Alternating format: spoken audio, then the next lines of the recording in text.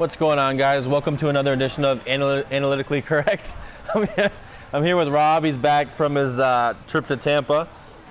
Stretch is here too. We're at Public House on University, connected with Shamrock Liquors. Thank you guys, as always, for watching. We're going to go ahead and start off this week, I think, with something we haven't talked about in a little while. But, I mean, the baseball playoffs are starting tonight, technically, whether you consider the wild card game an actual playoff game or not. I mean, it's win or go home, so I would consider it the start of the playoffs officially tonight. I mean, yeah, still a playoff berth. So, we haven't talked about baseball in a while, but if we're not going to do it during the postseason, then when are we ever going to do it? I mean, I do love baseball. It's just like when your team is the Tigers and you lose 110 games, it kind of beats the soul out of you. I've still been kind of like following peripherally and betting on it, obviously. But going into tonight, we have Brewers Nationals. What's kind of your thought on the couple of wild card games, and then we'll kind of go back and forth and see what we think about this series, and then I guess overall for the World Series, even though I have a feeling who you're going to pick, we can still get into why and all that kind of stuff. So what's your overall feeling about these playoffs? I do think the Nationals should be able to handle it tonight. I mean, obviously losing Christian Yelich, I mean, he's arguably the best player for the National League in baseball right now, and losing him is huge. I mean, I just don't look at Max Scherzer really throwing this one away, and the Nationals have had, obviously some very unfortunate times in the playoffs, but I think this Nationals team is, not that they're that much better, it's just I do believe they are better than the Brewers, especially, like I said, with Scherzer going out there. Rendon was offered a giant contract, which I think he has to take. I mean, 7 years, $210, I think it's a huge deal for him to take, but he's been playing well all season long. They just look like a better team. Juan Soto looks fantastic. I mean, you just got guys that are just losing. It's funny to see them lose Harper, make the playoffs, and see Philly get Harper and be like completely out of it. You know what I mean? It's in the same game too. Yeah. So the whole thing Bryce Harper had to watch.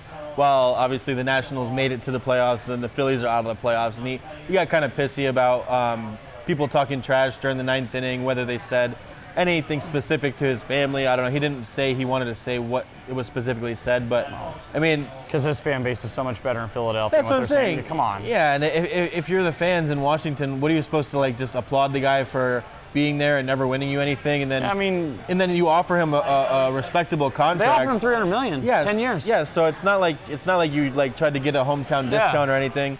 Then he leaves, and then you win, and then you go to the playoffs without him. What do you expect their reaction to be? Really? I just don't understand why some of these players think that they have to be loved no matter what. I get where you're coming from, but at the same time, dude, how many these guys know how they've watched sports growing up. They know how fan bases are growing up. They know how it is to like someone who leaves, and they understand. But now that they're in the business, I get it. But you got to realize that, yeah, of course they're happy to see you to make the playoffs, and their team did. What do you want? They don't want to see you guys make the playoffs. You left them. I just look at this game coming in that. It's not this game that's as intriguing to me. It's definitely the Oakland Rays game that's intriguing to me because I think Oakland is very, very good. I like Oakland as a whole. They have a lot of big bats on that team. Matt Chapman's arguably one of the best young players in baseball right now. I think that when you look at Tampa, I mean, of course, I'm pulling, as a Yankees fan, I would love to see Tampa make it all the way to the LCS just because of the fact that we have a better scouting report against them than anyone else. I mean, just as we're consistently going against them. And so you can go to the games. Yeah, definitely. Besides that, too. I mean, honestly. But I start saving up for that right now because that's going to be expensive. Dude, at least it's going to be cheaper in Tampa than New York. That's for sure.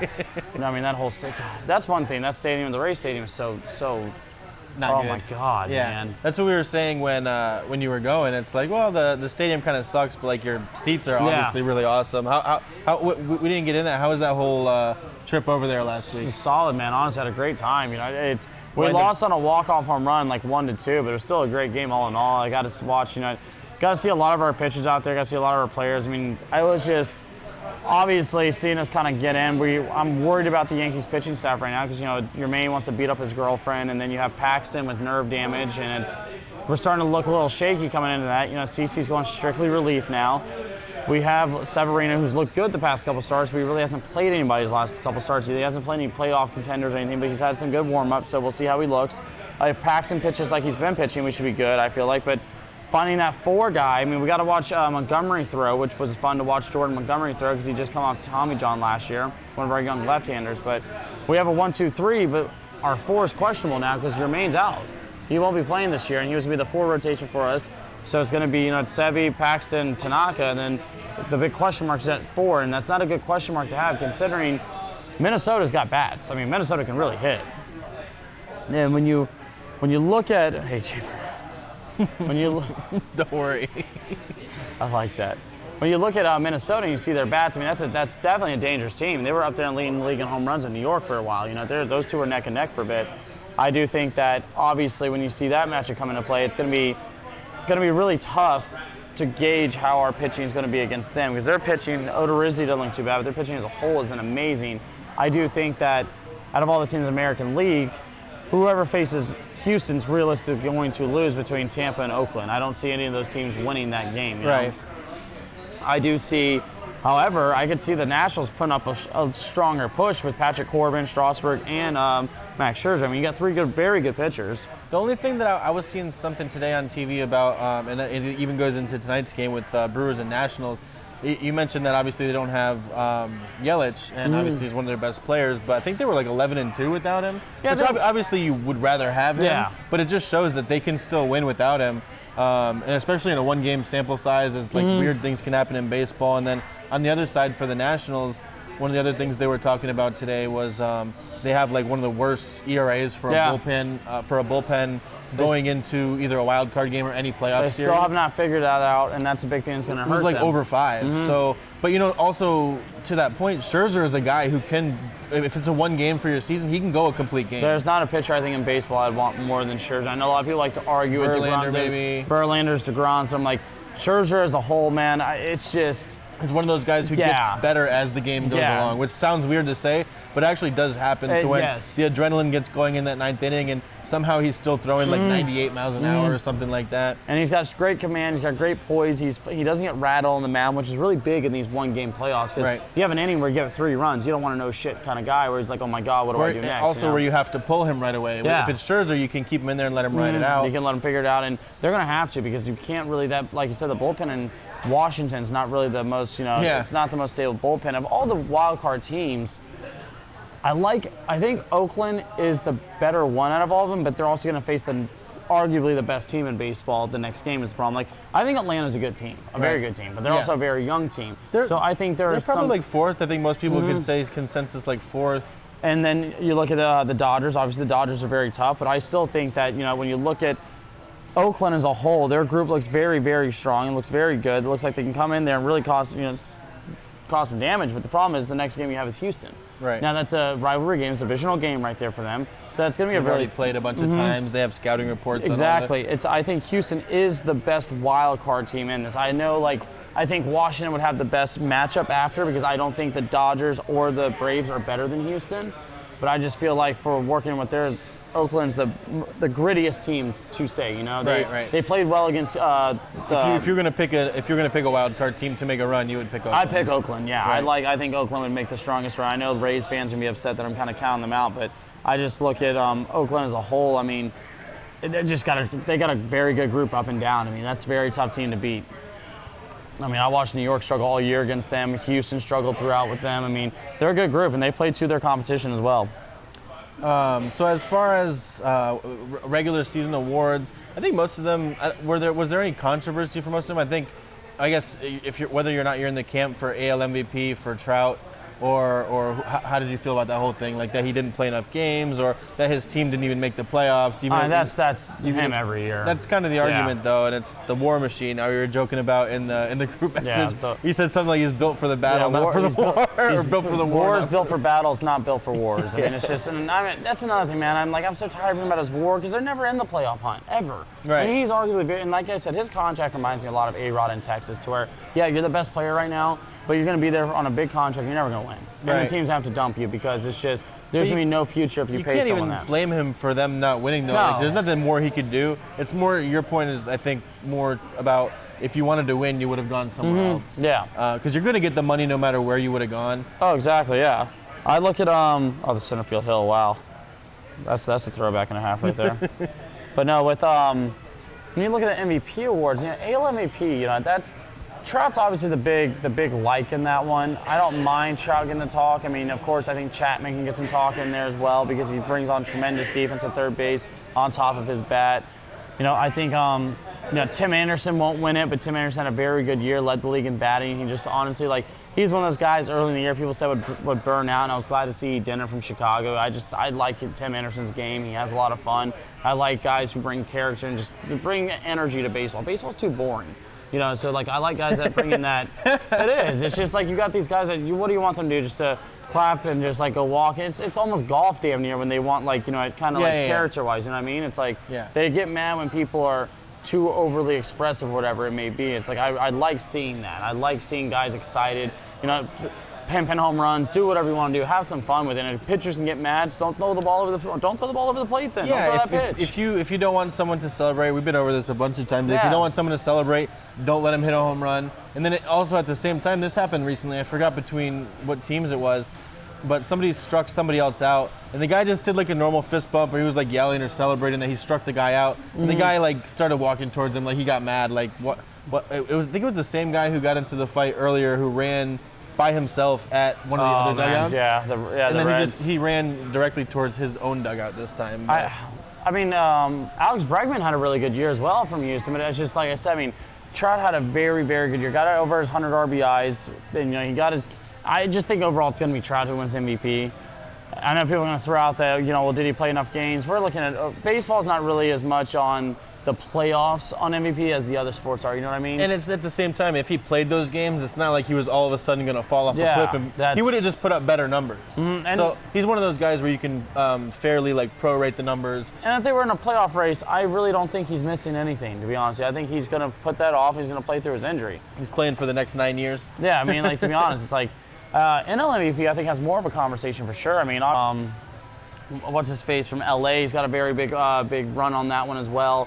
I think Yelich had a strong turn until he got hurt, and that kind of took him out of it a little bit. Right, he was one of those guys where it would have needed for him, unlike Trout, he needs to keep on playing. That's the thing, because the NL had more of a tighter race with guys in playoff races versus like the AL, I mean, it's just, the AL, I'm not saying that Trout was just running away from it. It's just there were guys also in the AL that were big players that were also out throughout the year. You know, whether it was Aaron Judge, whether it was, you know, Mookie, whether it was, you know, Carlos Correa. You know, you had a lot of like big names from the American League that just kind of like were obviously out. I think Acuna had a nice argument to be a candidate for the MVP from Atlanta. Played tremendous defense. He was out there stealing bases. I do think my thing with Acuna is he plays really young still. Makes a lot of stupid errors and a lot of stupid plays. He's kind of lazy too, to be honest with you. He's in the outfield. He kind of just half-asses it. Right. And he's gotten yelled at throughout the year about that. But I think, you know, down the road you can see him as a potential MVP player down the road. You mentioned Mookie Betts, and not to get off the point too much. I think we were kind of agreeing on that with the whole Trout thing. But you mentioned Mookie Betts, and I saw something of I think it was Red Sox front office or the manager said something about we're not going to be able to keep Mookie Betts and JD Martinez. I mean, to me, is it obvious, or I just don't watch enough baseball? You have to keep Mookie Betts, right? I think you do. I think what you need to try to do, though, is the problem is you can find 40 home runs in this league anywhere nowadays. Pete Alonso's a rookie. I mean, we could talk about rookie of the year too. He just hit 53. The thing with JD is JD's a very gifted hitter. He doesn't also I know he doesn't just hit for power. I know he hits for average too. But Mookie Betts is more of like Mookie is the better player. He's a more overall player, I think, than the thing with JD. He's got the full no trade clause. He just opted into his contract, which all baseball players should, because I mean they're showing the fact right now that free agency's gone with baseball. That's why I think Rendon should take that $210 million deal, because you just see, I mean, you see it every year in free agency, less and less people are getting your agent tells you you're going to get more, and you go out there and then you wind up being like Dallas Keuchel. Yeah, exactly. You get offered 210, you need to take it and you not say a word about it. But JD, it's just, I think it's almost impossible to move JD, because JD is a Boston Red Sox fan. Grew up wanting to play, was a dream to play for them. I think it's going to be almost impossible to get rid of him. I think the more that we talk about it too, I only just saw it today. I didn't think that much about it. I think it might be one of those like negotiating tactics. Yeah. Like, it's the Red Sox. Can they really not afford it? That's the thing. And the Red Sox, I mean, they don't want to jump into that luxury tax issue that they just got out of. And, like, New York was in. I mean, it's just the luxury tax becomes a big issue in baseball versus other sports. Basketball, guys freely jump into luxury tax, and it doesn't matter. Like, a team the like Warriors, the Cavaliers, I mean, they tax them hell out of them. The Heat, when they were when LeBron was there. They were the highest payroll last year. They didn't make the playoffs. And it doesn't hurt it as much as baseball, because baseball really starts like attacking onto it and starts killing expenses on them. And it's just a rough thing to get involved with, because like it said, the luxury tax they were talking about was signing with why Krimble didn't go back to Boston, because if he would have signed a $15 million deal, realistically would have been another $10 million on top of it, so it would have been $25 million for a closer, which is, I mean, that's a lot of money for a closer. Right. And I'm not saying he's not worth it, but when you start looking at the aspect in the game, $25 million is just too much for that position, personally. At the same time, too, for the Red Sox, it's not clearly they just fired Dombrowski after they missed the playoffs when winning the World Series last year. It's not a city that's very patient with their sports, and especially baseball. So it could be one of those years where it's like we're going to go all in, and we're definitely not missing the playoffs next year. We're not going to lose any of these guys. Like, I don't know. It's like what you said about the luxury tax being more punitive in MLB is one thing, but I could see them definitely overreacting from something that happened this year when they weren't even necessarily terrible. They just weren't their usual dominant, like. Baseball doesn't give you that, there's no franchise tag in baseball. Right. There's no qualifying offer in baseball either, like there is in these other sports. You know, it's like, it comes down to you will get outbid. Once free agency hits in baseball, it hits. There's no if ands, oh, well, he got this offer, we can match it. There's none of that. You know, it becomes strictly a market at that point. And I am excited to kind of see, because honestly, if Boston does move him, he is their best player. I think he's arguably one of the best players in baseball if we're really going to break it down. But there's a lot you can get out of Mookie Betts. I mean, obviously, they can change their whole pitching staff, which is starting to become a bigger theme for them to do, because clearly Sale's arm he's just been overthrown for years now. Now it's starting to add up to him. David Price, it's starting to come to the point. David Price, I think he's up on contract after next year. What was the issue? Because obviously, like I said, like the Detroit Tigers crushed my soul, so I didn't watch as much baseball as I normally would have. But what was the issue with the Red Sox this year? Do you think it was just them getting worse, or just the Rays and the Yankees getting better? I mean, I think playing in that division. There was times where starting pitching was really killing them, and there's definitely times where starting pitching really was starting to take a hit on them, and the relief wasn't helping out much either. Evaldi wasn't what he was like he was the year before, because when they got Evaldi in that trade last year from Tampa, that really set them completely further, because now you got another right-hander that's throwing hard, but he was on point. He looked phenomenal. Obviously, Chris Sale wasn't a Cy Young guy this year. You know, David Price he was at a point where his ERA was at 7 in the early part of the year, and that's just when you're paying a guy $32 million. It's really, David's not worth the price, is what it comes down to. But I just think the starting pitching really kind of hurt them, and they were in a division where two teams were really starting to take off, and it just happened to be like they were in a tough division. I mean, the American League East, from where the wins last year became losses that were this year. I mean, New York won 100 games last year and got the wild card. The losses have to come from somewhere. It's a tough division. It's a tough top half division, because obviously the Blue Jays and the Orioles or whatever, but that top half of that division is a very tough division. I mean, it's not just a group you can kind of waltz in. It's not an NL Central where they're going to win 86 games or 87 games, whatever it is, and they're all fighting for a spot. You know, like it's just. It's a lot tougher than that. Just to put a cap on it, we could just do predictions, I guess. I mean, I'm pretty sure we don't have to go into each round and everything like that. Maybe once the series happen, but just like for your World Series predictions, we could do AL, NL, and then World Series. And then like as the series go, we can adjust it as we inevitably get things wrong. Just looking before we do that at a couple of these odds, if any of those are interesting to you. You're not as much of a gambling guy, but if any of these look interesting, I mean, you're not going to bet against the Yankees, obviously, for the World Series. I'm a little worried, but I feel like they can do it. Yankees are plus 380, so pretty much 4-1. That's not bad. I mean, you put $100 on that, Yankees win. They're one of the favorites. You win like $400. Make back the money, get those tickets back. Yeah. Had a great time, though. I can't complain. Yeah, of course. It was worth it. You put a couple of these teams that are, I mean. What's Oakland at? Oakland right now is 16-1. Okay. So, I mean, it's tough because you're also going to have to win that first game just to even get into a series. Exactly, yeah. So those teams are going to be lower down. 16-1 for the Nationals, 14-1 for the Cardinals. Braves are 7.5-1. The Braves are interesting. Like I said, they're young, but they got some. I mean, Teheran's throwing well this year. They have Dallas. I mean, they have what's his face? Keuchel looks good. I just think that young offensive group they have. Freddie Freeman's a phenomenal hitter. I mean, he's looking great all year.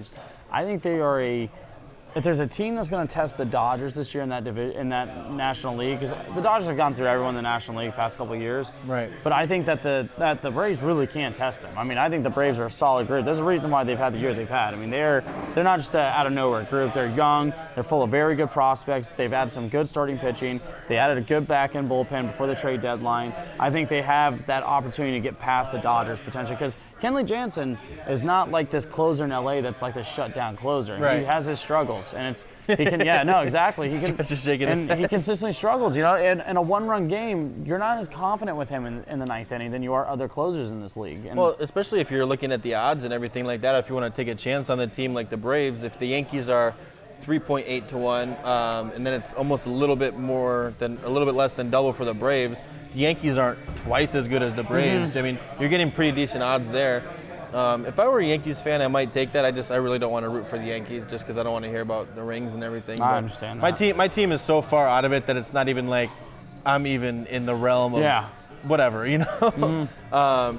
You look at the Dodgers, 2.5 to 1. It's just like, are they going to figure it out? They always wind up getting here every year. And it's because of a National League they play in. I always say, I mean, I'm not trying to kill the National League because I have been doing since we've been on the show, I feel like, but it's just, you know, they've ran through a lot of guys. I don't think the Cardinals are going to get that much of a test. I don't think, I don't think Washington or, you have, what's their face, Milwaukee coming in there. I think Atlanta's really the only team that can really give them that strong test. And I like Atlanta this year. I think Atlanta's a solid group. I think they're upcoming for the next 5 to 7 years where they can be a very good group in the National League consistently. I think those top 2 teams you're not really getting much value in anyways. Like, if you're going to do the Dodgers at 2.5 to 1 or even the Astros at plus 175, you'd be better off almost waiting until they lose like game 1 of a series and then just betting them in that series. The season started, I put 100 on the Yankees and I had 7 to 1, so that's when the season's just started. So I'm hoping, obviously, that pays off, but we'll see what happens. It's pretty good, too, because, I mean, they've gotten better over the season. Yeah. But even if they would have gotten there, that's pretty much as good as you're going to do with a 100-win team. Yeah. Going down to 4 to 1, you haven't lost that much value. Exactly. So you're pretty good, even if, I mean, you would never do this, but even if they get there, you could theoretically hedge if they're going against the Astros, or, I mean, not the Astros, like the Dodgers or something like that.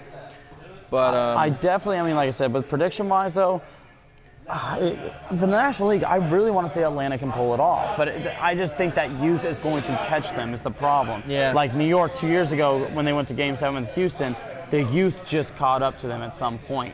So I think Atlanta is going to put on a 6-7 game tough game series, but I'm going to go with obviously the Dodgers in the National League. American League, I mean, obviously I'm a really big Yankees fan. I do have my worries with them, though. I'm not like as... Didn't you and Corey have some bet, if I remember this right? That was who won? Did you guys wind up keeping track of that? We did. Who's going to have a better season at the second half, the Yankees or the Braves? I told him I'll do a settlement with him. He can give me $20 and I'd leave it alone. And he gave me $20 like 2 weeks ago. We just left it be. You would have won the second half? I would have won by like 9 games or something like that. So I was like, I mean, I just knew. Like, I was just like, but I was like, you know what? I like Corey. He's a good guy. I'm not going to take $50 on 20 though. You got to make him pay a little bit. Yeah. You should have just said like, hey, let me request off whatever day I want. Let me make my schedule for a month. Nice little hold. That would have worked out more in my favor. I regret that now. Let me get a couple of hangover days, a couple of sick days. But it reminded me of Corey and that bet when you were talking about I guess I'm just going to pick the Braves. Him and JJ, those guys have been... I would like to see the Braves in it, though, to be honest with you. I was a Braves fan growing up, one of those people who watched them. They were the only I watched a lot of the Braves as well. Only team on TV, so... I was a big Andrew Jones fan. I wish I never would have switched back. I was like, well, I just got to be a fan of where I'm from, and then that's definitely not worked out for me ever since for anything ever, so... Yeah, I was a Michael Vick fan with the Falcons. I mean, that hasn't really changed too much as far as like what I would have won, but I guess I wouldn't have had that 0-16 season. But moving on. moving on. I'm gonna go. Probably gonna have to go LA and New York on that one. As much as I want to push on New York, I mean, I am gonna say Houston. It's gonna be tough to get through Minnesota, and it's gonna be a nice little test to get ready for a big lineup. And that's why I'm happy we're playing Minnesota because we'll see a big lineup. We'll see a lot of hard-hitting players, a lot of big bats. So, and we'll see some decent pitchers as well. But then Houston, I want to see Yankees Dodgers. That would be pretty cool. I do too. I just think Houston's gonna be tough, man. I'm not counting them out. They just got Greinke, and Greinke's only pitching better. And Greinke, I mean, that ad came out of the dark. I thought Bumgarner would be a possibility going to the Astros, but they pulled out a Greinke card, and that's going to be awesome. Oh, he's been lights on since he's been there. I mean, it's been unbelievable. I've been watching him pitch over there, and I was like, it's just getting tougher and tougher to see it. But I will say that bullpen in Houston is not as sold as anything else. Us losing Betanzas hurt us, but we do have a strong bullpen still. And I'm really, really hoping our Yankees bullpen does kind of do what the Royals did when they won the World Series. Go 5-6 hard innings and let your bullpen take over. And that's what we need to really hope and pray for, honestly, for the Yankees. I think our starting pitching is going to be shaky. Just a couple things about college football last week and next week, and then we'll just get into NFL, which is going to be probably most of it. I think the only major takeaway I had from last week from college, there was some good games and stuff like that, but as far as like the top teams and all that kind of stuff, and like who's still looking like a champion or like a playoff contender and all that kind of stuff, Clemson, UNC game. There's going to be games like that, especially in the ACC, where all those teams play weird games like that. So Clemson beat North Carolina by 1 point. If you guys didn't watch it, Mac Brown, who, if you didn't know, is the coach at North Carolina right now, went for 2-point conversion. The play was kind of a bad call. It was a weird triple option play that wound up not working because, well, you're playing Clemson's defensive line. But I respect the call, but the play call was kind of questionable. My thing with Clemson, I still think Clemson's obviously, they're still Clemson. They still have a tremendous defense. They can run the ball. I do think Alabama's better this year. I mean, you look at Alabama's receiving core. I understand Tua's doing a very good job, but Alabama's receiving core is leading the league in yards after catch. Yeah, and then now you find out that Alabama doesn't just have Jerry Jeudy; they have Ruggs. They have a guy named Devontae Smith he made the catch in the championship game the other year, but like he had an insane game. So now they have like 3 for. And not that Clemson doesn't have players too, and I'm sure Alabama's going to have some weird games where they struggle this year, but. As of right now, I don't have any problem if you want to put Alabama number 1. What I do have a problem with is Paul Feinbaum saying Clemson's not one of the. I saw that too. Saying he's not, and I'm like, are you just? So happy you brought that up. Are you just saying things so that it pops up on ESPN? And that's what so that I see it and call you an idiot? Is that what you want? Him and Kellerman both get together and do that stuff because I'm just thinking to myself, I'm like, all right, so name me 4 teams sure better than Clemson. Because there's not. Like, I'm not going to say Ohio State's better than Clemson right now. Ohio State hasn't played anybody. Right. They play Michigan State, who I don't even think's in anybody. You have to meet. To me, you have to give the team like Clemson that won the championship and hasn't like lost their quarterback, and they replaced everyone on the D line. They have one like struggle game on the road against UNC. I think it was on the road. And then you're going to say they're not one of the top 4 teams. It's like, okay, so what are they? 5? Yeah, like it's like you're only saying that to make headlines. Like, don't do that. Yeah, and they're not even like that's just insane to think Oklahoma's better than them and all these teams are because we've seen these teams in the playoffs go. And outside of Ohio State one year, they weren't impressive.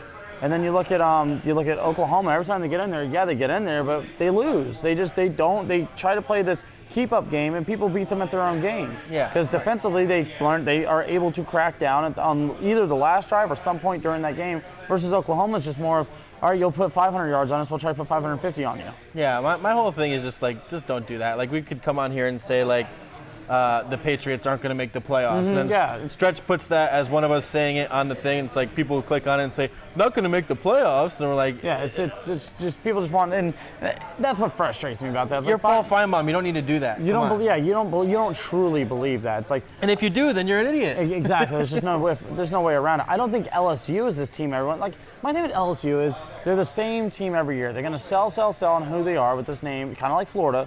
But they're not really going to be that great. The thing that I believe in more this year about LSU is they had Burrow last year, and he didn't look this good. Yeah. So obviously something there with the offense has gotten better, and I would give them more credit this year than I did last year. But it just seems like LSU, whenever it comes to big games, like, they're going to play Alabama. Yeah. It's going to be like 10-6. And it's in Alabama this year. Last year was at LSU, and they got shut out. That was your chance. You're going to have Alabama LSU, and it's going to be like 10-6, and then all of a sudden Alabama's going to score some like random touchdown or something like that. And then everyone will call it an instant classic, and I'm like, no, it was actually a really shitty game. I really can't. I mean, even when you look, because I think college football is way too early in everyone to call who's who yet. It's not even plausible. There's only 2 top teams right now, in my opinion. The rest are just still like from 3 to 8. You're still figuring it out. That's why when I'm watching every week and I'm paying attention to like who's ranked and everything, mostly the ranked matchups, and I'm like, okay. I honestly thought Georgia had the best team in the country, and I thought they would have dominated more in their game. And it's just everyone's just. In college football, all you need to do is win and advance. It's more of a thing. It's more of a thing that's used in college basketball. But now, the way the playoff system is you have to not have losses. Yes. I mean, obviously, but as long as you're winning these games, I'm not going to need style points unless you lose, and then you're going to need the style points. So the only 2 things I had from that was last week was the Clemson game, where everyone's kind of jumping off the Clemson bandwagon, and people are all of a sudden saying Trevor Lawrence hasn't been that great. Yeah, I mean, they're so quick to, and that's the thing that annoys me is everyone was. 2 weeks ago, if you told someone Clemson wasn't one of the best teams in the country, you were just unbelievable. You're an idiot. You're just. But and now then they play one game where everyone's freaking out. It's like they still won. Like, by the way, but they still won the game. By the way, if he kicked the extra point and they went to overtime, Clemson would have won anyways. Yes. I mean, it's easy to say that, but like, I give him credit for thinking that you can beat Clemson for one play. You're not going to beat them for an entire overtime period that can go back and forth. And then for next week, the only game that I really had circled looking forward to, I mean, Michigan plays Iowa. Nobody cares. I told you weren't here last week. I told you our season's over. Yeah, it is. Whatever. We're on to next year. Hopefully we can find a quarterback. I don't know. You got the whisperer, they say. Yeah. I don't know. We'll see. Hopefully we'll find a coach too. Hey, how about the rumors with Urban Meyer? Urban Meyer at the USC game, and he was at the FSU facilities. Well, the USC thing is with the whole with the fair pay, the fair play for pay thing that's going on, where it would allow only California schools and their players to receive endorsements.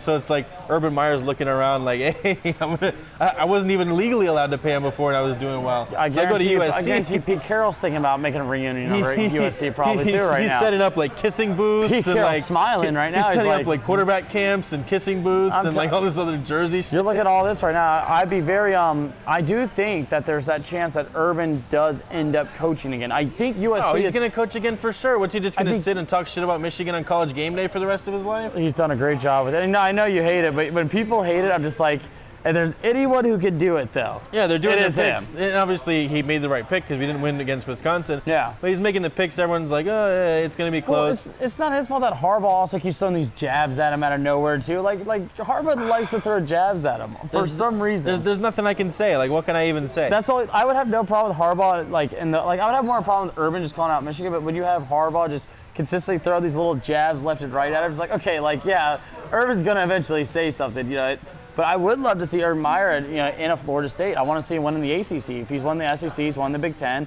he's won in the Pac. I would like to see him win in the ACC. Then, that would be something. I want to go to Miami. I would love that. I think USC is the school though that makes the most sense. Just due to the fact it's a big program. Get that cheat train rolling again down there. I personally like seeing Urban coach. I like watching his teams. I think it's just he's a very good coach, and obviously the better coach you have in football, the more you want them in. I think that he's definitely wants to be in there. I think he's waiting out the Notre Dame job personally because Kelly could get fired if they don't make that next jump. And if they don't make the playoff after just making the playoff and they just look bad at the end of the year, I don't know how long Kelly's going to stay in Notre Dame. Right. I mean, that's just starting to look like a thing coming up now. I think USC, FSU, I think FSU is more shaky on that one than people are giving it for. Just because FSU is not going to pay top dollar. They showed that with Jimbo Fisher. Clearly, obviously. And if you're not going to pay Jimbo Fisher top dollar, Urban Meyer's not going to be like, yeah, I'll take $6 million. I'm cool with that. He's going to want He's going to want to be up there and pay, obviously. The other game, that was all I had really from last week. And the only thing I really had this week, there's games that we could get into and talk about and all that. But, Auburn, Florida is the game of the week. Yeah. Auburn is -3 in Gainesville. So they're giving Auburn a lot of credit there. They are facing a backup quarterback. Yeah, that's fair. I like Auburn in the game, but I've picked against Florida all year, and I've always been wrong.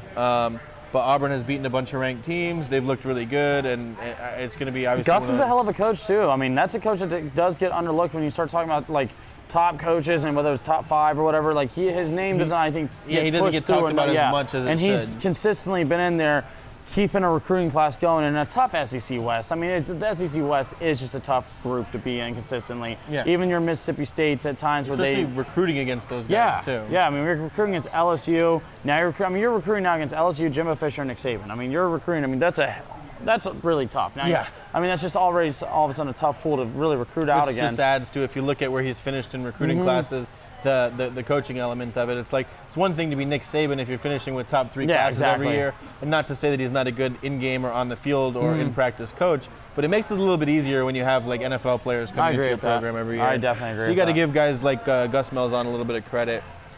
Getting into the NFL, we kind of put that off a little bit long enough, but we haven't talked about baseball in months, so I don't really feel too bad about that. But any takeaways from last week as far as I'm trying to think of what the main story was. The whole Vontaze Burfict thing was not really it was an on-the-field thing, but how did you feel about that? The more I watched the hit, I was like, it's just because it's him that he's getting suspended for the season. I was okay with him being suspended for 8 games. But then when he's running off the field, blowing kisses and laughing and smiling, yeah, just get rid of him for the year at this point. He doesn't care. That was, I think, the guy that Brett said would curb stomp your grandma's clit or something like that. Jesus. That's the reaction that I had.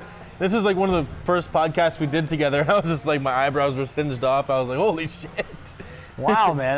That got me by surprise. But apparently he was right. My thing with Vontaze, and everyone kills him for the AB hit over the middle. And I'm like, that wasn't even, I'm not saying it wasn't a bad hit, but that wasn't even one of his worst hits. Like, that hit just happened because AB was jumping, then he came down, and they're running full speed. And he weighs 160 pounds. Yeah, they've had a lot more. He's had just... Perfect weighs 260 pounds. There just needs to be a message sent to him at this point. He doesn't care, and if you don't care, fine. You won't have a job for this year. Yeah, fair enough. And I mean, I could go either way on it. I thought it was kind of a harsh penalty, but once you see the other things he's gotten suspended for... I mean, nobody is really necessarily going to argue against that point that he's an asshole. But Burfict is a 1980s football player too. He's not a 2000. Bill Romanowski. It's funny that you mentioned that. Came out in support of him, which almost means he should have been suspended for like the next 4 games of next season. Because if that's your ally, then you got to be suspended. But think about how many players were similar to that. I mean, it's not like Lawrence Taylor's arguably the greatest defensive player ever, and he was out there to hurt you. Like, it was not a. Yeah, there's other stuff with Lawrence Taylor. Yeah, too. I mean, these guys, and. What Bill said wasn't, and the problem is Bill said it, but it's not the worst thing in the world he said, because let's remember, he's playing linebacker. Like, he is a linebacker. These are guys that go out there trying to hurt. I mean, it's a tough position. You have to be on the toughest players on that field, and people are looking at his defense. I'm not condoning what he did, but at the same time, this was like the least of his bad hits too. Like, yeah, I mean, it's a recurring event. He's a habitual line crosser. And it's just, and the way he acted after it, that just to me said, yeah, he needs to be out for the year because he doesn't care. He knows what he did. He knows exactly what he did. Yeah. And it's like when the kid at UCF hit. I'm trying to remember the kid's name who got ejected at UCF for a targeting penalty against UConn. I got livid about the penalty because UCF's up 35-0. It's like 2nd and 26, and the quarterback tries to run 5 yards and slide. So the guy's trying to slide, and the safety still tries to hit him. Dude, you're a junior. And you still don't realize you can't do that? Like, players have to realize now at this point that the NFL is changing. They're trying hard to change. What I'm sick and tired of hearing are guys like Ray Lewis saying, oh, guys couldn't play in our league. No, you couldn't. That's why you sued the league in a class action lawsuit. Like, you guys are the reason why the league is like this now, because the league's tired of being sued for you guys. If you don't want the head hits, you can't take money from the lawsuit. Yes. And then and I love those guys, but you can't take the money in the lawsuit and then come out and say, oh, and you can just go across the middle with impunity now. Well, that's the reason, because you're not allowed to hit guys. But I'm fine with guys not getting out of the league 10 years, 5 years early because you want to see hard hits across the middle. You know what I do when I'm drunk and I want to see hard hits across the middle? I go on YouTube and I look up Ed Reed. And I look up Ronnie Lott. Sean Taylor. You know what I do on Sunday? I enjoy the fact that I see the players out there more than they used to be. And the game has changed. And for these older guys to keep complaining about left and right, that's when it starts becoming like, okay, guys, like, I get it, but at the same time, could you play linebacker in this era? Could you cover these slot receivers consistently? Could you go out there and cover? Now the fact that running backs aren't just running up the middle, they are moving all over the field. And, Marshall Faulk, like, there are a lot more running backs like Marshall Faulk and Edgerrin James now than there were ever before. Yeah, you look at like Kamara, McCaffrey. You almost, if you're going to want to be one of those high-paid guys, you have to do all that kind of stuff. Zeke caught 77 balls last year, and he's 230. It's like that's not a normal thing. Didn't McCaffrey catch like 100? Mm-hmm. Yeah, so it's like the game has changed. I just it's not that I'm taking anything away from errors or anything. Of course, Ray's great for a reason. Right. But it's like at the same time, Perfect is just playing in an era that just it doesn't work anymore. Yeah, he would have been back then one of those guys who it's like killing guys across, and nobody would have batted an eye. Sean Taylor wouldn't be able to play in this era. He would be killed with targeting penalties left and right. Jamal Adams gets killed with fines. Yeah. You don't think Sean Taylor's getting killed with fines, and Jamal Adams is? Some of those guys, I think, would have adapted a little bit, but it's besides the point. One of the games that I was watching a little bit, well, I watched them all in Red Zone and everything like that, but one of the games I was trying to pay attention to, because I knew it was going to happen at some point, was when they put Haskins in for Keenum. Oh, yeah. And so you have that whole weird thing with Haskins and Daniel Jones where one guy could have been on either team. And they said they picked Daniel Jones that early because they think the Redskins would have taken him if they would have waited for the 17th pick. I mean, Haskins did not look great when he came in, but at the same time, we have to judge it on the curve that he has the Redskins skill players. Oh, my God, yeah, and they've been bad for without years. his best receiver, which, no offense, well, yes, actually offense to Terry McLaurin. If he's your best receiver, you don't have very good receivers. Yeah, he's a 3. And I will say this, for fantasy football owners, if you have McLaurin, get rid of him now, because his value is at its highest last week, because Haskins, I don't like rookie quarterbacks. That's one reason why I got rid of Larry Fitzgerald and Christian Kirk, because I just don't like I got rid of Larry Fitzgerald for Edelman today. Edelman is clearly not having the year that Fitz is having by the 100-yard gains, but at the same time, I trust Tom Brady down the stretch with Edelman more than I trust Kyler Murray down the stretch with Fitz. There's no knock on Fitz. It's just sometimes the quarterback does adjust the problems on that. You know, quarterback does control what happens on that game, and that's why I'm getting really annoyed with Thielen and Kirk right now. The thing I would say about that is I think you know what you're going to get with Edelman, with the floor and the ceiling, whereas with Fitzgerald, I think Kyler Murray is going to keep getting better and better. So it just depends what your team needs are. He's been sacked 22 times. Yeah, so I mean, I don't think it's going to. He's started running more too. If you notice, he's like, I'm not going to just stand back here and get sacked. If I'm going to start doing the Russell Wilson thing. I don't think he's going to play more than 12 games this year. I think this. I mean, he is not a. When you see him on the field, he may have a big arm, but he is a very small guy on that field. It's only 4 games, but he's done fine so far. I mean, he hasn't necessarily been the reason I think that they're not good. I would say that. No, but I mean, there are times. I mean, he's had a lot of red zone trips where they haven't converted, and it's rookie woes too. I mean, like I said, it's a rookie head coach who should not be a head coach in the NFL in the first place, but we're going to let him be one. Not like Zach Taylor yesterday, like watching that Bengals Steelers game. Like, Monday Night Football games have been horrendous. Yeah. I mean, these have been awful games. Take the under every time. Yeah, it's like these have been some really bad games. In like the last 14 primetime games, the under is like 10, which obviously I didn't take it last night. I took the over. But. I mean, the Sunday night and Thursday night games have been clearly better, I think, than Monday night lately. It's just, and it's a shame to say that because Monday night used to be the prime time, and that's what you want to watch all the time. Now it's kind of like, you're okay with missing Monday night, just because when at any point did you think the Bengals and Steelers were going to be a good Monday night game? Or the Jets and Browns? Yeah. Like, I don't care how like excited you are. Like, the Jets and Browns was never going to be a good Monday night game at any point of the year. I mean, Darnold, if he would have gotten better, it's tough. I mean, there's only so many teams. I mean, there's only like 6 teams you want to. You can't just have the Chiefs and the Patriots. I'm for it. I mean, I could. I'm for it. I wish America. It's an American sport, and it's like the number 1 pastime now that baseball is not anymore. Can't they just let us vote? Can't you just put games up every week and we can vote on the Sunday? And like, why can't we do that? You guys figure out the schedule. It's your job. We vote on what we want to see. If we want to see Patrick Mahomes every single night in prime time, I think we should. Then Patrick Mahomes, you're playing every night at 8:20. Speaking of the Chiefs, man, somehow the guy doesn't throw a touchdown. They score 34 points. Well, the refs cheated my boys out of that game. Yeah, I saw that. I'm not going to disagree with that one. Especially the hold on. The hold on Snacks Harris was a little much. I mean, the guy's literally like. I don't like to be the guy, and especially like the Lions, or I'm not going to get my hopes up. But we go into the game with the Chiefs. I'm like, okay, we're going to lose. That's fine. The line was a little fishy at only 7 points.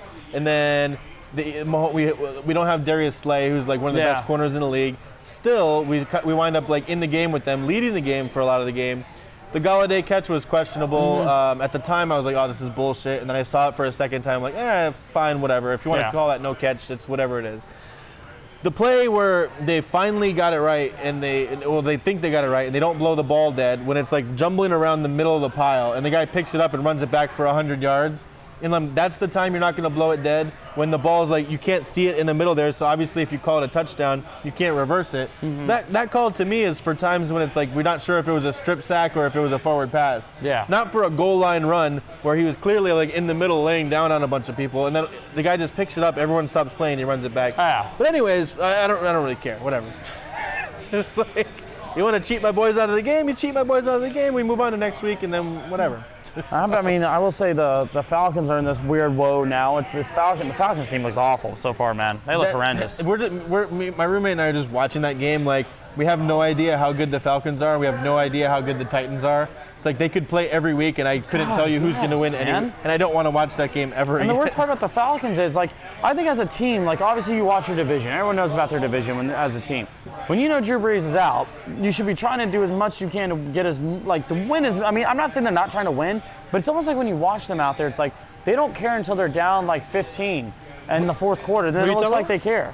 The Falcons, they just look like when they come in the game, it's so nonchalant. Oh, are you talking about when they played the Saints? I'm talking about when they play anybody this year. Oh, I thought you said Drew Brees. I'm saying because Drew is out, that you would think they would, like, it's just their mentality in every game. It just looks like they don't start trying until like 10 minutes into the fourth quarter. Yeah, or until they're down like 14 points or something like that. It's like you're playing the Titans. Hello, they have Corey Davis and Marcus Mariota. You have Matt Ryan, who you're paying a lot of money to, and Julio Jones, who you're also Calvin Ridley. Sanu. If you have him in fantasy, I'm sorry, he's done nothing this year. He's done nothing in except first 2 games was awesome, and that was it. That's what he did last year too. It's just, and he's not getting receptions or targets. It's almost like, and I get it, but at the same time, it's like, I don't understand what's going on with that Falcons group. Of course, they just got their defense beat up again this year. Like, does Kyle Shanahan mean that much to a team that he just leaves there and they're not good since he left? I mean, that's the only thing I can point to. They have the same players for the most part. The defense has never been like their strong point or anything like that, but it's like you can't find a way to get guys the ball or I don't know what the hell is going on. The Texans game, who the hell did the Texans play? I remember. Texans were playing because they lost, what's their face? Some team they shouldn't have lost to, I'm pretty sure. Yeah, it was. But anyways, I was hearing the press conference that Deshaun Watson did, and they asked him, like, oh, how come you weren't able to get this guy the ball or that guy the ball? He's like, asking the reporter, like, were you watching the game? Do you know what coverage they were in? And then he proceeded to break down the coverage for the next 2 minutes and the entire scheme the defense was running. And I'm like, well, if you knew what they were running, then why couldn't you figure out how to beat it? Like, you had the entire game. You clearly knew everything they were doing to stop you. You have DeAndre Hopkins. Yeah. Just speaking of, like, the Matt Ryan thing and getting guys the ball. And that's another thing that I think, again, we're trying to give, and I did say, like when we're talking about MVPs, I said a dark horse candidate could be Deshaun Watson. But, again, we like to push these guys that are not there completely. And we like to push nobody wants to pick a favorite. You're picking a guy who's like a year early. Obviously, I mean, like I said, I felt like Mahomes is going to win it back-to-back. And Mahomes just, it's going to be hard for me to see this guy not win more. I feel like he's going to win 6-7 MVPs in his career just because it's just. Yeah, but we said that about LeBron too, and it just you get sick. Basketball's different though. You get sick of giving it to the same guy. Like Brady has won what, 2 MVPs? 1? Yeah, but he's also, but Peyton Manning won a good number amount of MVPs. I mean, these guys. I mean, I will say that basketball's different. Like I think basketball's really different because there are guys that they will give Russell Westbrook an MVP, but he'll be a 7 seed. But no other time has like any other guys who've been good. Very good players at those seeds. And NFL, gotten those, you know what I mean? I see your point. In NFL, it's not really MVP. It's like who's the best quarterbacks, pretty much. Yeah, because Steve Nash has 2 MVPs. Right. Kobe has 1. Kobe's 10 times the player Steve Nash has ever been in his lifetime. Like, in what way can you not give it to Todd Gurley in that other year? It's like if you're not going to give it to a running back that year, then just name the award best quarterback. And that's the thing. When DeMarco ran for 1,800, he didn't get it. Yeah. It's like there's all these, like when Zeke was his rookie year, he didn't get it. It's like there's no year that a running back's going to truly get it because there's no year it's truly stood out. Steve Nash, 2 MVPs. Shaq's still mad about that. Dude, I'm with him on that. Shaq and Kobe should have been on those MVPs. What did you see? Damian Lillard was saying. I loved it. I just saw the headline that he was rapping at Shaq like Kobe won you those rings or something like that. I mean, that's not necessarily true. It's funny for him to say that to him, but it's not necessarily true. I thought his line of "they trade you for a penny" was better. With the whole him getting traded with Penny Hardaway, I thought that was a better line. But I mean, I just don't understand why Shaq's attacking Lillard because Lillard's like better than Russell Westbrook. Like I understand stat-wise he may not fill out the box score, but as a player, I like they're like 1A and 1B for like favorite player for me. So I can't really. Yeah, I just think Lillard's ability is the whole beef is what it is. I was, out of all the games I was, of course, upset about was, of course, the Dallas one. I mean, that one was... But like, sometimes, and it happens to me all the time, like, I gamble every single week, and I'm like, oh, this line looks kind of weird. It's 2.5 Dallas. It's without Drew Brees, and it's Dallas minus 2.5 only. Like, why would that possibly be? Dallas has to win. Nope, Dallas lose by 2. 10. Like, how does Dallas not score more than 10 points? I don't know. New Orleans' defense, I will say, is a lot of people love talking about their offense, but if you look at the past 2 years, their run defense has been top 3. Right, but then wasn't it like a week or 2 ago that they wind up losing? It's like the NFL is so weird that it tricks you week to week, and you have to not look at what happened only last week, because that's how you wind up like, how the hell did the Raiders go and beat the Colts? Not that the Colts are world beaters, but the Raiders are going on the road. Yeah. Everyone thinks the Raiders are going to suck, and it's like, oh, of course the Raiders beat the Colts, because it's the NFL.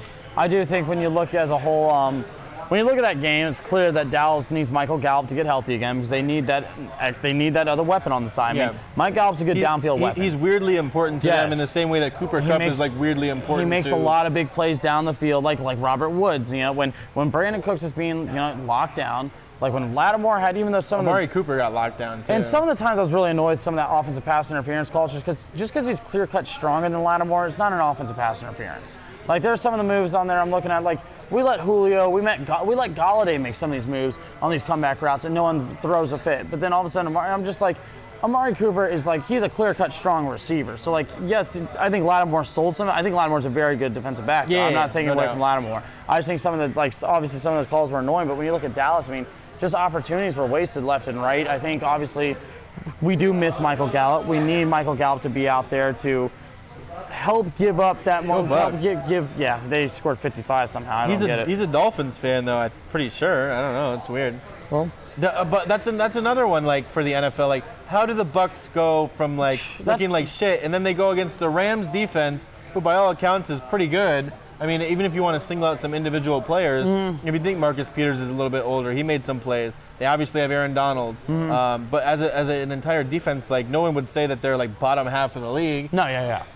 You go all the way to the West Coast, which my roommate was saying doesn't matter anymore. I'm pretty sure it still matters to have to do all that travel and everything like that. But as long as the guys aren't in LA partying the night before, I think they should be pretty good. One of the teams looked like it was, and it was probably the Rams defense. I mean, I don't know what the fuck they were doing, but Jameis Winston goes out there, and then God bless you if you're going to pick up Jameis Winston after that week in fantasy, and you think you're going to trust your season to Jameis Winston. Good luck when he has 4 picks and gets benched next week. Unbelievable. I will say, when it came to the Dallas game, the one thing that got me kind of frustrated when we're watching is everyone's been loving talking about Dak, but I'm like, it's really hard for me to still be convinced on Dak Prescott because he didn't win that game. There are a lot of not a lot, but I think the top 5, top 6, 7 quarterbacks could have won that game. So, like, Robert Quinn looks phenomenal for us right now. I mean, you look at Teddy Bridgewater literally gave us back the game when he ran out on that 3rd down, ran to take the sack, took them out of field goal range. We got a punt. Now all we need is a field goal. And we just got to work our way down, but it just looked like at no point were we really working our way down. We didn't look as good offensively, and I think our team needed it more than anything else, too. Like, Kellen Moore needed to be stumped. He needed to get punched in the face and shown that, no, you need better on this, you need better on that. We needed Dak to get his ass kicked a little bit, just so the fact that we know what to game plan on now. Tyron Smith being out hurts us, though. Even without Drew Brees, it is tough for any team, for any time to go into New Orleans and win. That's the thing. And Sean Payton is, between him, Bill, and Andy Reid, Sean, those are the 3 coaches that are obviously, like, the phenomenal coaches right now. And, Sean Payton's still game planning, and he has a guy who's been in that system for 2 years now. They still have Michael Thomas. They still have, Kamara. They still have a lot of players that he can work with. And that defense, again, is like, it just doesn't get talked about enough, that New Orleans defense. We said it when Breeze went out, too, that we weren't as worried about the Saints because Bridgewater is one of the better backups in the league.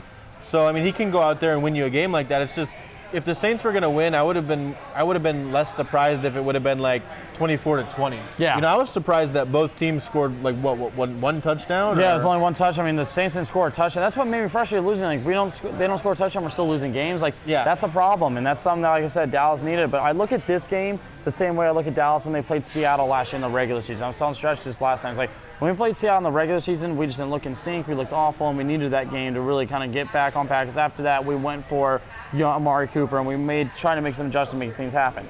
Then we beat them in the playoffs. I think we can still beat the Saints team in the playoffs. I understand the Saints team is good. Yeah. I still think, though, however, like, we're still early. We're still learning things, still trying to figure it out.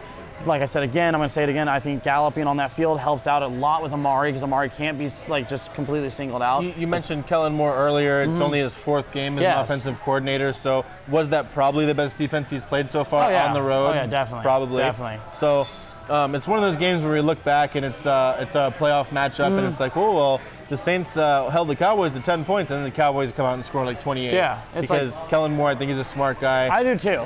He's always been talked about for his football IQ all through college and all through the NFL as a backup. There's a reason why he got the job he got. I just don't, and I understand some people say, oh, he may have gotten it early. I'm like, yeah, but Byron Leftwich got his pretty quickly as well. Sean McVay got his pretty early. Yes, for some reason Zach Taylor did. It doesn't work out every time. No, it doesn't. But like as it's also tough to be the coach of the Bengals no matter who you are. Yeah, exactly. I don't think Andy Reid is going to coach the Bengals to the playoffs this year. Shit, man. Who knows? Yeah, fair enough for Andy Reid, but Dallas does have Green Bay this week, and I think Green Bay. You saw the Green Bay Philly game. Philly ran all over Green Bay. Green Bay does a great job on getting after the quarterback, and Dallas doesn't have their left tackle now for this week for sure, and maybe even next week. And Tyron Smith maybe their best player too. Yeah, overall. When you look at Tyron Smith's resume, it's very tough to beat that resume out. He's a very, very decorated player. He's a future Hall of Famer. I think it's going to obviously hurt us, but we need to have him out for a bit so he can be healthy down the road. And that's something I'm really strong on. We all owe Marvin Lewis an apology. I don't know. He was there long enough, man. He had his time. I will never He should have been out the door. Why would I apologize to Marvin Lewis? Come on. What am I going to... Who's the next one to apologize to? What's his face from Tennessee? Mr.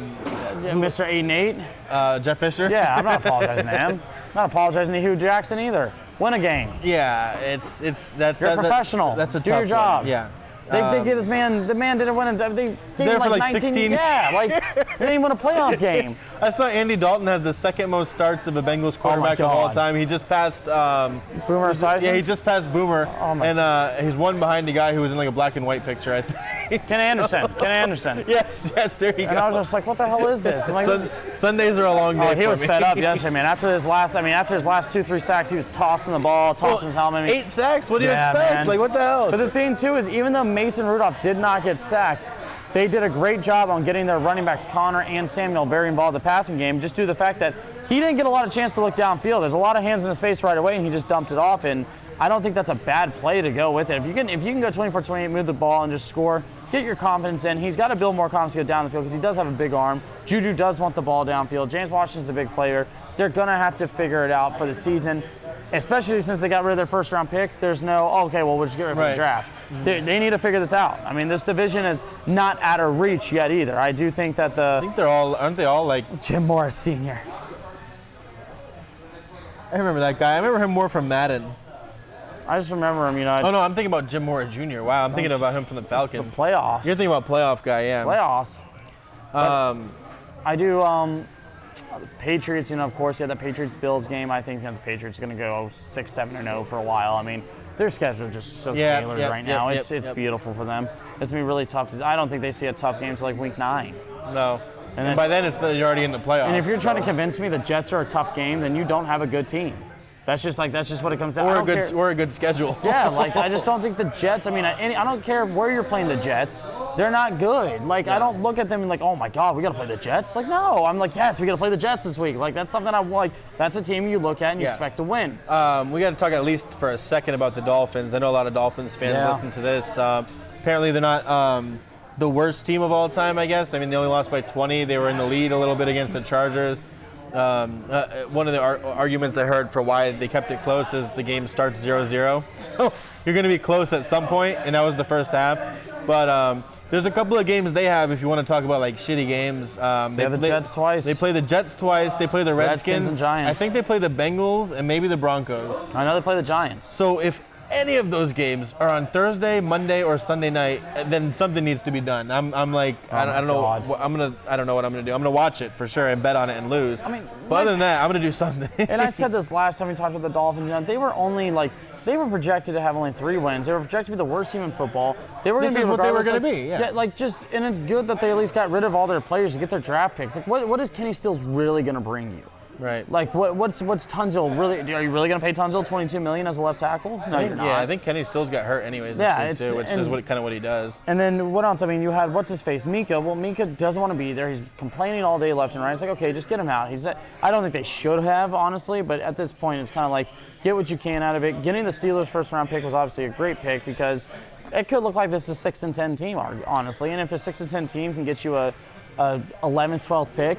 Did we talk about the Browns at all? The Browns-Ravens game? How everyone's kind of going back on that now as far as everyone was jumping off the Browns bandwagon. I said last week the hype train was derailed. Oh, bro. And then this week they kind of got. It's gonna be like that all year long. These Browns teams are gonna win, or if they're gonna win, they're gonna lose a stupid game or two, and they're gonna go at some point where they're gonna win 4 straight games, and all the hype's gonna come back up. I'm so over this Browns team already, man. I really am. It was fun to watch on Sunday.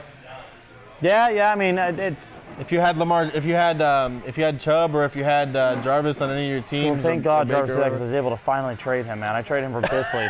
After this week or before? Yeah, no, after this week. I was like, you know what? I need it. The only reason why he got the credit he did is because obviously OBJ is going to maybe have a game like that 2 or 3 times this year. I just don't look at Jarvis as the target share Jarvis is getting was always there. It's just the connection. I don't trust Baker. Right. I don't trust Freddie Kitchens. I just don't. The only player on that team I truly look at that I think can be consistent. You said apologize to Baker. I will not apologize to Baker. Because he beat the Ravens. I'm sure he's going to go yell at Rex Ryan about it. Cool, dude. You beat the Ravens. Awesome. Rex Ryan's done that in the playoffs. What are you talking about? Come on, dude. Baker's just one of those guys that he's just too much for that. He's a bench baller for me. Bench baller, yeah. Get rid of. I picked up Gallman, and I had other running backs, so I didn't start him. And after the first touchdown, I was like, oh, so they're going to be using him a lot. Oh, man, no, trust me. I started Adam Thielen thinking, oh, man, I should play Adam Thielen because he's going to get targets. Well, thank you for your 2 receptions, dude. You want to know what's worse than Landry being a bench baller for you? I dropped him before last week. Luckily, my team is bad enough that I have the first waiver claim this week, and I'll probably be picking him back up. Okay. I have the first waiver claim, so I can talk openly about it. It's between Jarvis Landry, Ronald Jones, or Jordan Howard. I'm trying to think of who I should pick up out of those guys. I'm sorry to give up Jarvis. I would keep Jarvis due to the fact that OBJ does have an injury history. My receivers are pretty decent. Yeah, I just traded, like I said, for Mike Evans. I have Tyler Lockett, T.Y. Hilton, and then Sammy Watkins. So I already have pretty good receivers. This is why I wasn't playing Jarvis to begin with. And like Jarvis, it's a PPR league. He'll get you like 10 every week. Yeah. But it's a 10-team league PPR. I'm not looking for 10 out of my receiver. You're looking for 12 at least. 12, 14. Yeah, at least. Especially if I'm a flex guy, Sammy Watkins is kind of one of those guys who I'm back and forth on. I might be trying to trade him. 18 one game, 3 the next. Exactly, yeah. And you know what's going to happen, which is he's been better about it this year. It's been like 45 one game and like 10 the next. But I do believe if you have Emmanuel Sanders, hold on to him. I think Emmanuel's getting traded this year. He's in the last year of his contract. Denver's going nowhere. I don't. They lost Bradley Chubb. Yeah, damn, that's really sad to see. I was really excited to watch him this year. I really like him. Coming out of North Carolina State, I was a huge fan of him.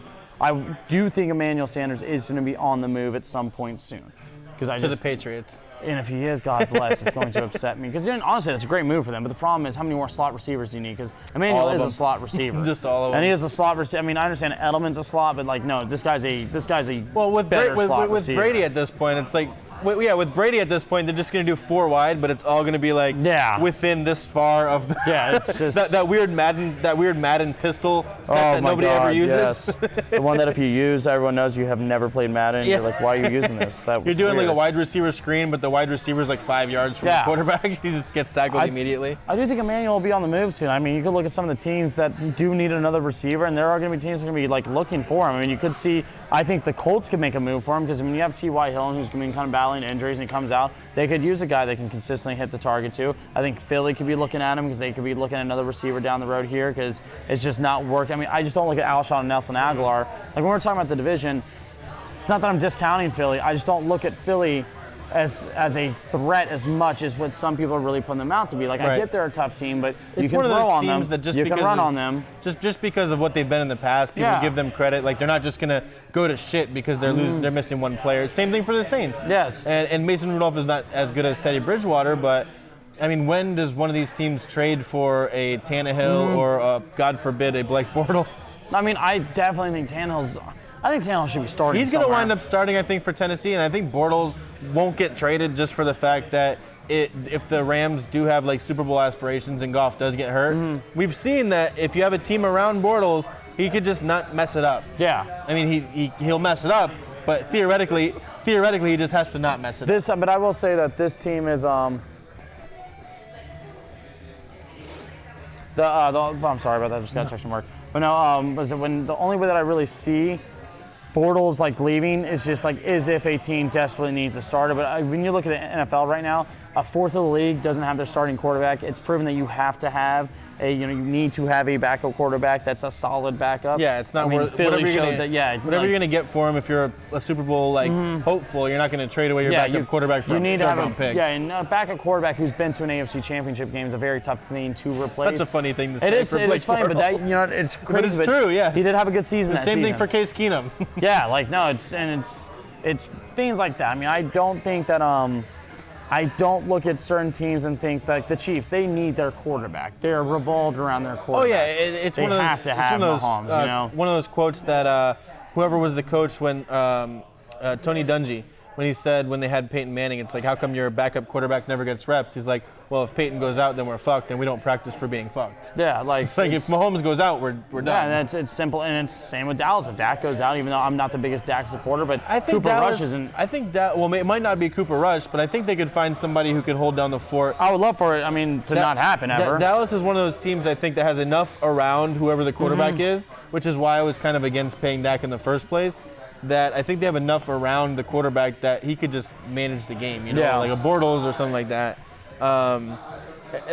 That's pretty much it for last week, and just getting into the games quickly for next week. Which kind of sucks that it's on Thursday night because it's such a good game, and Thursday night kind of sucks the life out of guys. Like Todd Gurley had a quote about it that Thursday night games are like the dumbest thing ever. But you have Seahawks at home against the Rams. I'm not getting any of these wrong. There's no London games, are there, this week? I'm not sure. But I'm just going by the bottom team being the home team. Seahawks are at home, and they're only giving up 1 point. It's a division game against the Rams. I don't know, man. After seeing like Seattle's defense, but this is like one of those classic games where I take Seattle at home, and then they usually play down to their competition, but this time their competition is actually good. So is that one of those weird games? I love it. Oh, it's my mom. Hey, how you doing?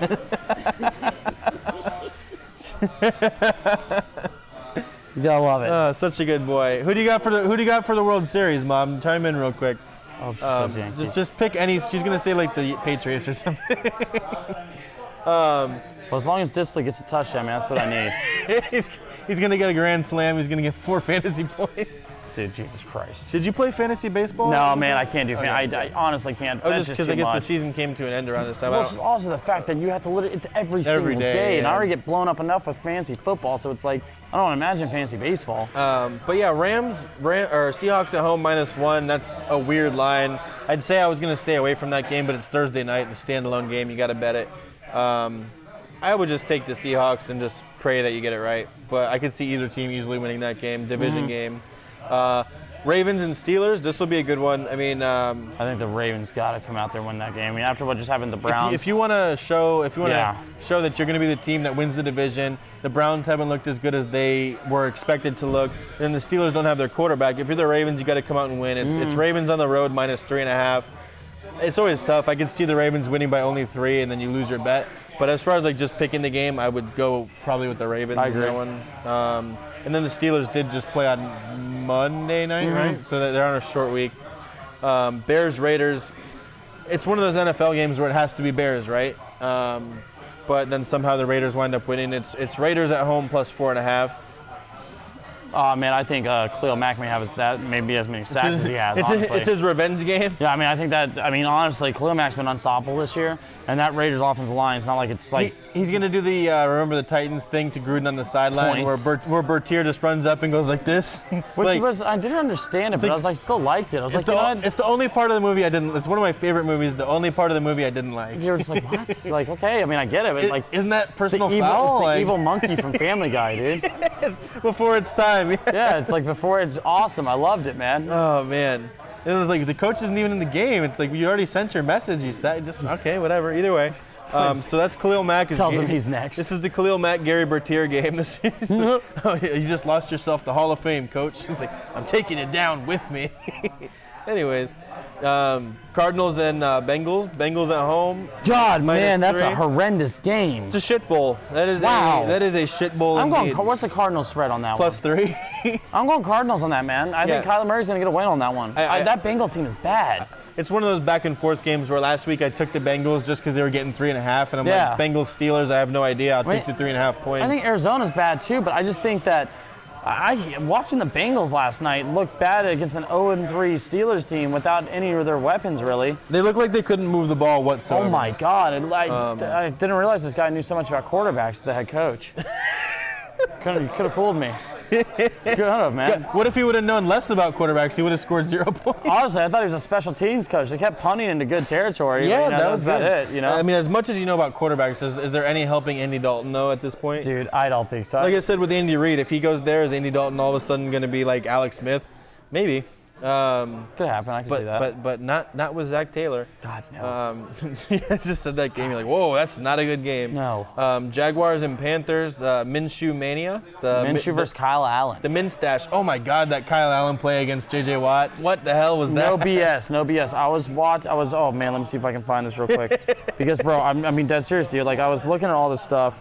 We're making fun of Kyle Allen because I went on Wikipedia during the game when his first game he played, and I'm trying to find here it is. Yeah, if you guys didn't see the play, Kyle Allen pretty much pulled like a Cam Newton or like a Deshaun Watson move or something like that. His position says, took someone's job. No BS. No BS right here. There's that one. And then there's this one. inside of the heads of the Arizona secondary. Like, that's what his position is on Wikipedia. And this is during the game. I'm looking, I'm like, what? And then it said, there's one more on here that was great. And they moved it back to quarterback. They were like killing him though. And they were just going on like Kyle Allen, and they were updating. I'm like, let me look at it. No one else is being updated but his. And it was consistently being updated with different things. And I like Kyle Allen. I don't like, my thing with Minshew is like, there is something wrong with him. Like, he really has been hit in the head without a helmet on. Like, there's something wrong with him, I think. I like him. I like him because how crazy he is. But He's I think Uncle Rico. if he looked exactly like Daniel Jones and was playing the same way, I don't think I would like him. I think it's just the fact of his attitude and how he looks. Yeah, he's got just like, what I like about him is he's like literally like, well, I probably will never play start another game again, but like, I'm going to keep playing. He's going all out this season. Yeah, he's like, I am going to be someone's Matt Flynn next year. Yeah, I do like seeing that. I do like seeing that he's really just out there playing, having a good time. He's like, I am going to take somebody for so much money next year. I cannot wait. Because you see backups come in, and they're just so trying not to win, trying not to lose the game. Yeah. That play he had in like the 5-yard line where he's forward, backward, side, changing, and then he just like chucks it up and it's a touchdown and it's like, wow. It's a weird thing to say, but I'm picking Kyle Allen. I'm going with Gardner Minshew. I like my man Kyle. I like the stash. Both. It's going to be a defensive game, obviously, though. Mm-hmm. I don't know.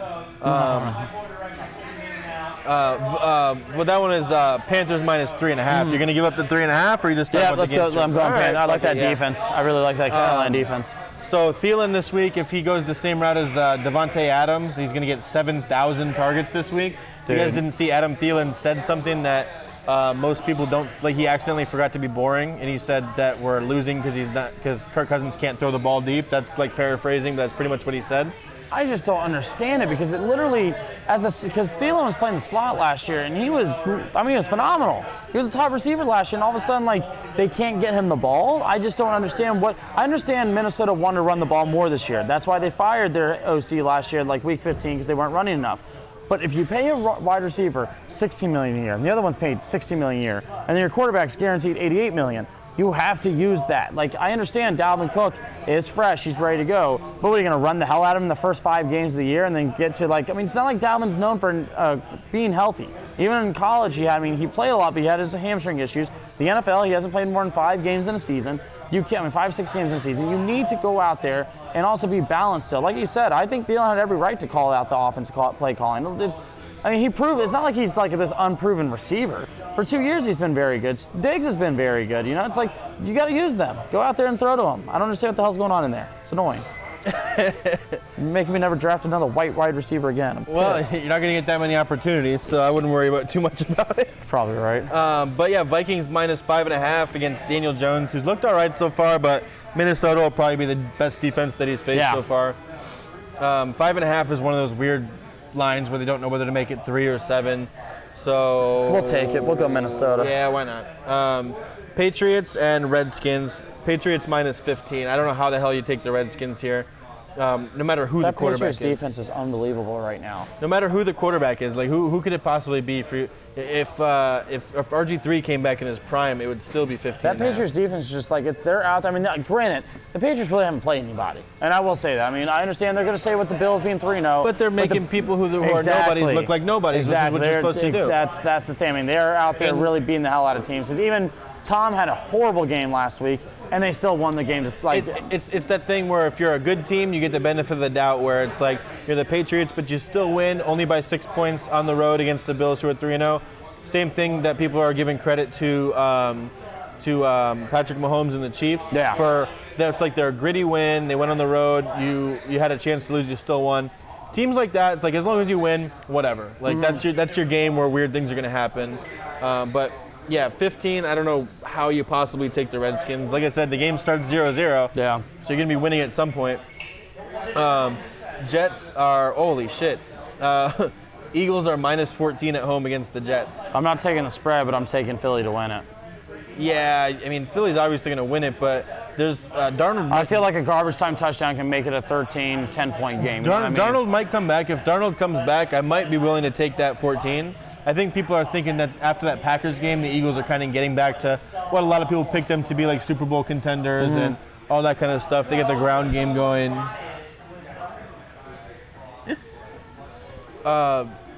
Saints, Bucks. Yeah, Saints, Bucks. What are we looking spread on that one?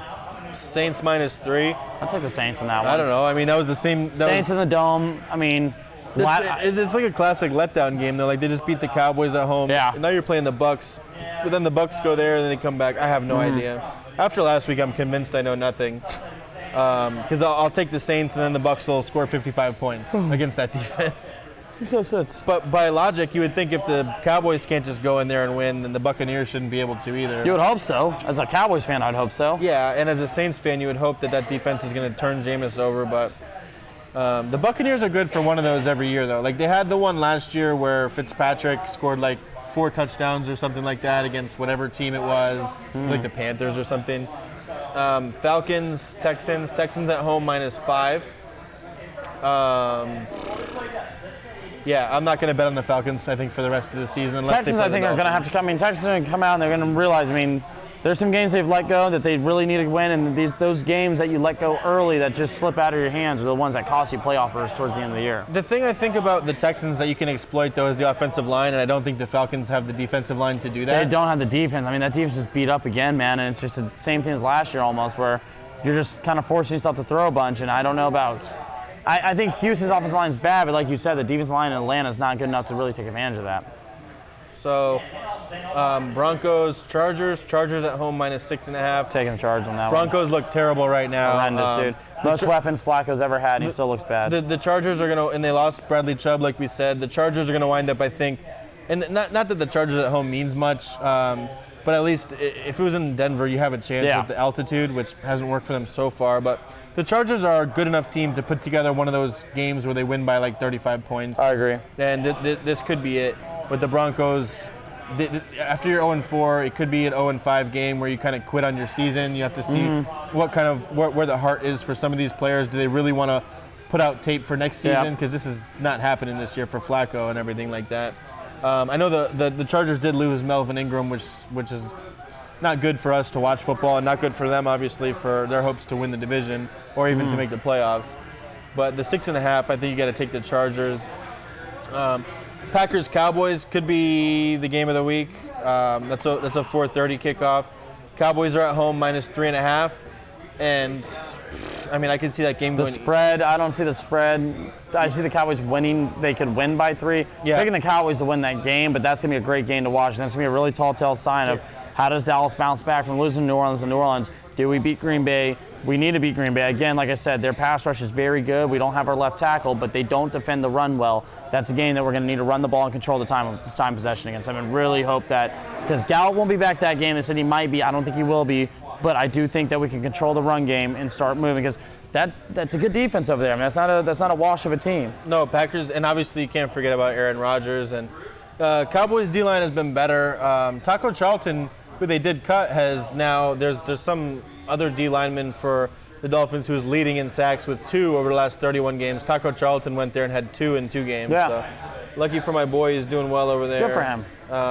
No idea about that game. Like I said, especially with the spread. I think it's going to be the game of the year, though. Not game of the game of the week. With the week, yeah. With the spread, it could go either way. I think it's one of those ones where I would just take the points and root for Aaron Rodgers. I always take him getting points. This is kind of a high line to me. Kansas City Chiefs at home giving up 11 against the Colts. Oh. I kind of believed in the Colts this whole year, and I mean, I don't know. The It's a lot of points, though. Yeah, I mean, the Chiefs just played it. That's like the same spread that you're giving almost for the Patriots and the Redskins. You can't disrespect the Colts. Yeah, that I mean, much the Jets and Eagles spread is only like 2-point differential there. Yeah, exactly. And I think the Colts have not looked bad by any stretch. It was just a weird loss. Yeah, They lost at home to the Raiders. I don't like the spread, but I like the Chiefs winning. Yeah, that's the thing about the spread. Oh, God, another Cleveland Monday night game. Jesus Christ. Bro, like, what the hell? And we have Rob's Cleveland Browns. Bro, like, what is this? Like, Monday night. dude, I'm so tired of it. They've already played 2, and I'm going to watch them play. Oh, San Francisco. Holy hell, what another great team. Come on. It's the Baker Mayfield apology tour for Rob. It's Rob's Cleveland Browns on the road on Monday night against the undefeated 49ers with Jimmy Garoppolo. 49ers -3.5. I hope they win. You just hope they both lose? No. I want the 49ers to win. I really don't want. I'm just, again, we're going to hear it. Every game that the Browns win, there's going to be all this hype around them. Oh, if they win this game, the train's going to be leaving the station again. Especially if because when you look at the last Monday night game, Baker looked so bad that if it wasn't for OBJ and that defense, they would have. And even the defense, I think the defense is a solid defense, but I don't think they're an elite defense. They just haven't played any elite teams yet. Apology to I am not apologizing to Jimmy G. That I will not. You got to apologize to somebody. I don't have to. It's 3 games, 4 games of the year. I'll apologize to Melvin Gordon for trying to trade him so damn hard right now. We're running a little bit long on time, but I just want to do one more thing that I wanted to do before the show. I forgot to think about it. I forgot to remember it. Whatever phrasing you want. Since it's 4 games in, technically that's a quarter of the way through the season. Who is, just real quick, your MVP through 4 games? It's kind of a weird thing to do, but Mahomes. I would go the same thing. How about on defense? Oh, defense? Oh, that's what's his face in the Bucks? Barrett. Oh, Shaq Barrett. Yeah. Barrett, that guy is insane. Man. Is he gonna have 30 sacks this year out of nowhere? Man, he was on the Broncos for a while, and then everyone's talking about Khalil Mack, but Shaq Barrett. I mean, that's a bad man right now. I mean, he's out there. I get it. It's only 4 games in. But if he keeps this going on, obviously he's won Defensive Player of the Year and have one of the best. I mean, it's just realistically, you see him get 15 sacks, that's a shock. You see Khalil Mack get 15 sacks, you're like, okay, that makes sense. It's Khalil Mack, Yeah. It's almost like you have that unrealistic prediction on him versus Shaq Barrett. It's just, I like Shaq a lot right now. Let me think of anything else. I don't know. Best running back would be like Dalvin Cook so far. Yeah, Cook. I mean, Cook looks good right now, obviously. I mean, unless you're on the Chubb train, I don't know. Chubb had one really big game, but I do like Chubb. I like Chubb. It's just, I just want to say Chubb train. But I mean, as for me right now, man, it's still baseball season for me. So go Yanks. Let's go out there and win another one. Daniel Jones, Rookie of the Year through 4 games. I don't know about that one. I don't know. Like I said, Chubb Hub. Like I said, I didn't think enough about it. I meant to tell you guys before the show. Daniel Jones being Rookie of the Year is a little bit of a stretch right there, I think. Just through 4 games. Oh, but through 4 games, yeah, I guess you could say that. I don't know. But for now, I guess you owe an apology to Baker Mayfield, and for now, the Browns are still in the Bundesliga after the last win. The hell with Baker Mayfield. Thank you guys for watching. Thank you guys. We'll see you next week. See ya. Bundesliga.